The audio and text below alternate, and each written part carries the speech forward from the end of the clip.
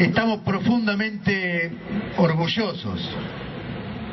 Digo estamos porque creo hablar en nombre de un conjunto de compañeros que en el 91 tomamos una decisión. ¿Cómo no estar orgullosos de haber sido fundadores de esta corriente estudiantil, popular y antiimperialista destinada a dirigir los destinos del movimiento estudiantil para que junto con la clase obrera y el pueblo podamos ver triunfar la liberación nacional y social que nuestro pueblo y nuestra patria necesitan?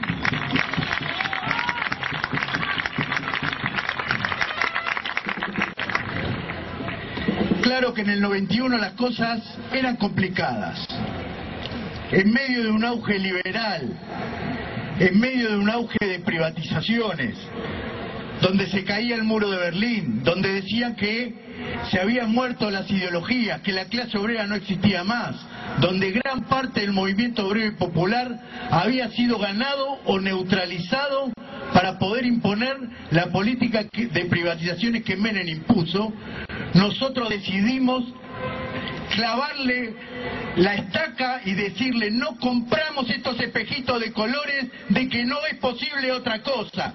Y creamos la corriente estudiantil popular y antiimperialista convencidos de que hay una inmensa masa que no podía soportar esta política y que anida en el corazón de millones de estudiantes los embriones de la liberación nacional y social. Y fuimos a la búsqueda de esa corriente que existe y para desarrollarla. Compañeros, cuando creamos esta corriente en el 91, estuvimos obligados a buscar lo mejor de los 60 y los 70. Cuando decimos esto, hablamos del cordobazo, hablamos del correntinazo, hablamos del mendozazo, del rocazo y de las inmensas luchas populares que habían recorrido nuestro pueblo, y también recurrimos a lo mejor de la lucha antigolpista y la lucha antidictatorial. Hoy, por casualidad, se cumplen 3 años de la muerte de Jorge Rocha. Para nosotros, aprovechar este acto y hacer un homenaje es muy importante, pero mucho más importante es reconocer qué hemos encontrado de bueno y cuáles son las mejores experiencias y síntesis de esas camadas. Cuando hablamos de Jorge Rocha, hablamos de Norman Asif, y en ellos nombramos seguramente a Rafael Gili, al Vasco Pagliole y a una cantidad, a Salva Redi, a una cantidad de compañeros que expresaron sin duda alguna, la mejor experiencia de esas gloriosas décadas de lucha. Cuando Jorge Rocha, dirigiendo la Federación Universitaria Argentina, en el CNC del año 98 definen la consigna de que luchamos por la Universidad del Pueblo Liberado, encontramos los mejores embriones que había que tomar para desarrollar nuestra corriente estudiantil popular y antiimperialista. Vimos en esa experiencia 2 o 3 cosas muy importantes que decidimos tomarla como continuidad, para transformarnos en la continuidad de esa experiencia. En primer lugar, en un país dependiente como el nuestro, el movimiento estudiantil es ganable en su gran mayoría para la lucha por la liberación nacional y social. Esto no lo dice todo el mundo. Esto lo dice y lo plantea nuestra corriente. En segundo lugar, la universidad es parte del aparato del Estado. Desde ya que la gloriosa reforma del 18 y las gloriosas luchas desde la década del 60 y 70 han abierto una cantidad de espacios y de lugares en donde se expresan las contradicciones de clase que se expresa en la sociedad, y que dar el debate político ideológico activo permite que esas contradicciones rápidamente emerjan y se expresen en la universidad. Pero sin duda la universidad principalmente es parte del aparato del Estado. Por eso, cuando se define que no es posible una universidad verdaderamente científica, popular y democrática sin la liberación nacional y social, es un gran acierto. Por eso la consigna de la Universidad del Pueblo Liberado es la consigna que preside a nuestra organización estudiantil. Compañeros, cuando nosotros vimos que esa síntesis era muy importante para desarrollar, lo hicimos en un momento donde no era sencillo decirse antiimperialista. Sin embargo, decidimos igual enarbolar estas banderas.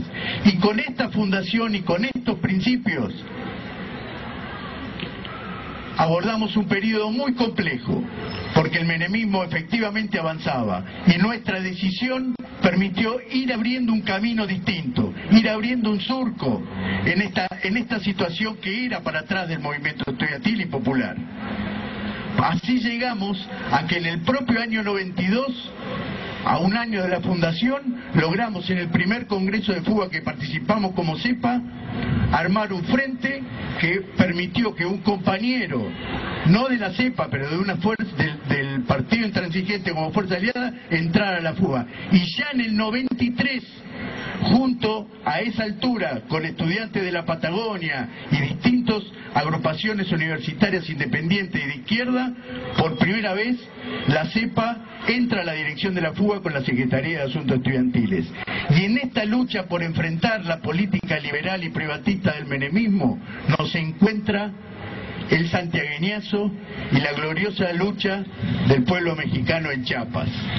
Y eso permitió un gran cambio en la situación, porque en realidad del retroceso y del auge de la privatización, esto pasó a revertirse, y fueron las puebladas, y fueron las luchas, y fueron creciendo, y la CEPA como corriente estudiantil llegó al 94 como una fuerza que pudo trabajar y tener un rol muy importante en la realización de la primera marcha federal.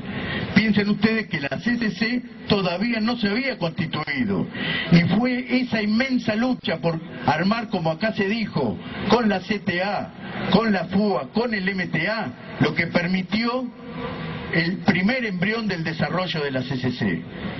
Y en esta lucha, luego de la primera marcha federal, definimos el enfrentamiento a la ley de educación superior.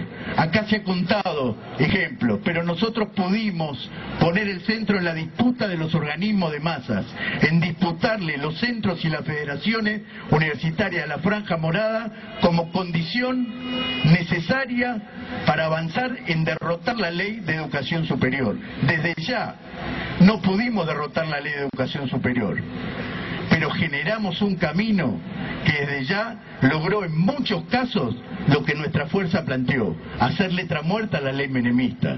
Y fue un camino interesantísimo, porque aún siendo derrotado o aprobada la ley de educación superior, pudimos crear las condiciones para un camino de acumulación de fuerzas que nos permitió seguir creciendo. Y fue así como en medio de la elección del 95, cuando Menem ganaba con una importante cantidad de votos, se realizaba la toma del Comahue. 15 días de toma. Esto a nosotros nos permitió, aprobada la ley de educación superior, enarbolar la consigna: la ley menemista no pasará, y vamos a transformar en letra muerta. Y esta lucha nos llevó a avanzar en la dirección de los centros y federaciones. Piensen ustedes que nosotros ganamos el primer centro en la UTN de Campana. Luego, en el 94, damos un gran salto con el triunfo de Ingeniería de La Plata, y posteriormente se gana Ingeniería Exacta de la UBA, Ingeniería de la UBA y una cantidad de centros en el interior del país, y pasamos a transformarnos en la segunda fuerza del movimiento estudiantil y a crear condiciones reales de disputar la dirección de la Federación Universitaria Argentina.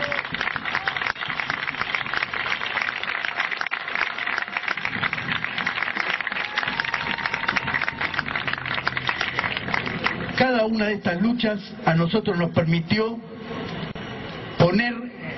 refrescar y poner a prueba aspectos centrales de nuestra línea. Pusimos a prueba permanentemente el carácter de nuestra lucha, porque efectivamente nuestra nuestra corriente tiene un carácter popular, antiimperialista, antioligárquico, antiterrateniente, que en cada lucha se ponía en discusión. Pusimos a prueba también un método de lucha, un camino de lucha, el camino que nos permitía empujar la lucha estudiantil para generar las condiciones de disputa no solo de la masa, sino también de los organismos de masa y de la propia dirección política de la universidad.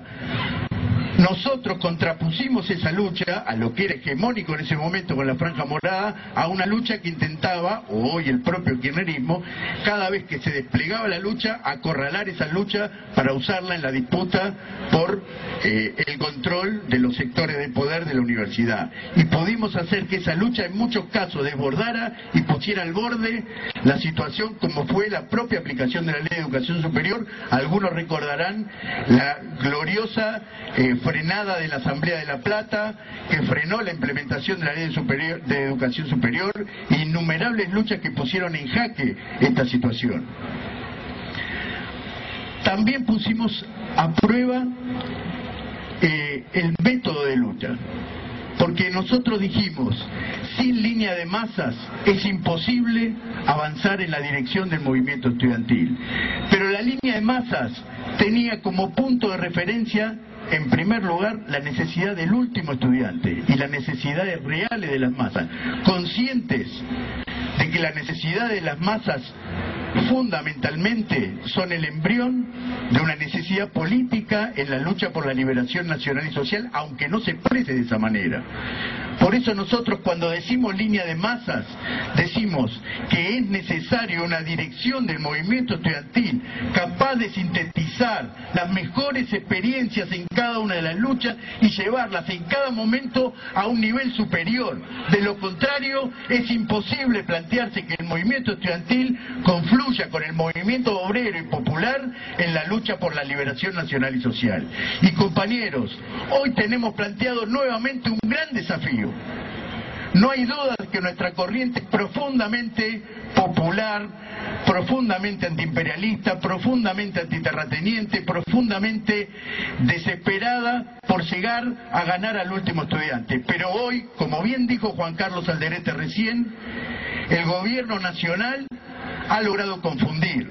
Y nosotros tenemos una carrera que es ganarle la masa y no regalar las banderas populares y antiimperialistas. Si el gobierno nos gana por confusión o por neutralidad a amplio sector de la masa estudiantil, nos van a dar un golpe duro en la lucha por la liberación nacional y social. Y estoy convencido que sabrán resolver las camadas que hoy están en el movimiento estudiantil cómo doblegar esta dificultad para llegar definitivamente a la liberación nacional y social que nuestro pueblo y nuestra patria necesitan. Gracias, compañeros.